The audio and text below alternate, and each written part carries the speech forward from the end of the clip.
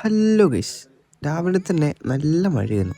അപ്പോൾ ഇന്നത്തെ വ്ളോഗ് എന്താ വെച്ച് കഴിഞ്ഞാൽ ഒരു ദിവസത്തിൽ എന്തൊക്കെയാണ് എൻ്റെ ലൈഫിൽ നടക്കുക എന്നുള്ള കാര്യമാണ്. എന്തായാലും വീട്ടിലാണല്ലോ, വയ്യാത്തതുകൊണ്ട് ക്ലാസ് ഓൺലൈൻ ആക്കിയിട്ടുണ്ട്. ആ ക്ലാസ് അറ്റൻഡ് ചെയ്യണം, അതാണല്ലോ മെയിനായിട്ടുള്ള പരിപാടി. സോ രാവിലെ എണീറ്റ് ചായ കുടിച്ചിട്ട് നേരെ ഇതിലാണ് ഇരുന്നു. ചെറിയ ചെറിയ സ്പേസ് പോലും ഇട്ട് കഴിഞ്ഞ് കഴിഞ്ഞാൽ എററാണ്. സോ ഇരുന്ന് പ്രാന്താവും.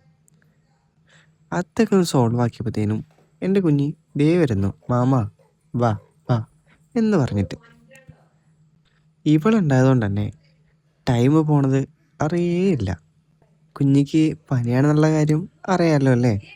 മരുന്ന് കൊടുക്കാൻ കുറച്ചധികം ബുദ്ധിമുട്ടാണ്, കുടിക്കില്ല. ആ കിടത്തം നോക്കിയേ, ടി വിയും കണ്ട് ഒരേ കിടപ്പാണ്.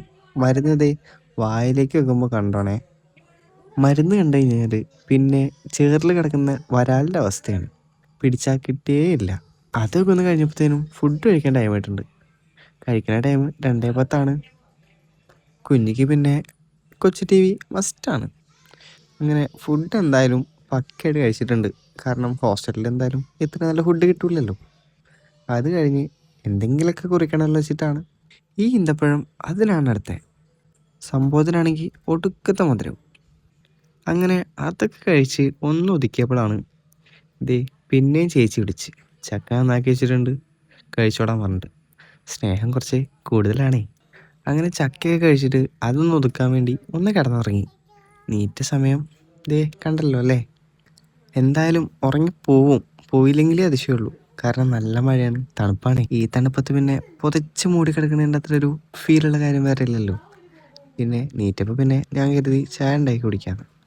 അങ്ങനെ ഒരു ഗ്ലാസ് ചായ എടുത്ത് നമ്മൾ കുടിച്ചു.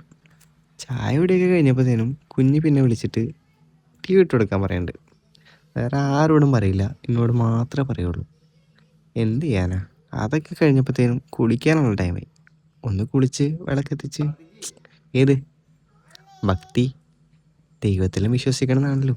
ഇന്നലെ വാങ്ങിയ ഡ്രാഗൺ ഫ്രൂട്ട് ഇരിപ്പുണ്ടായിരുന്നു, അപ്പോൾ അതിൻ്റെ വിത്ത് കുറച്ചെടുത്ത് വെച്ചു, ഒന്ന് നട്ടു നോക്കാമല്ലോ.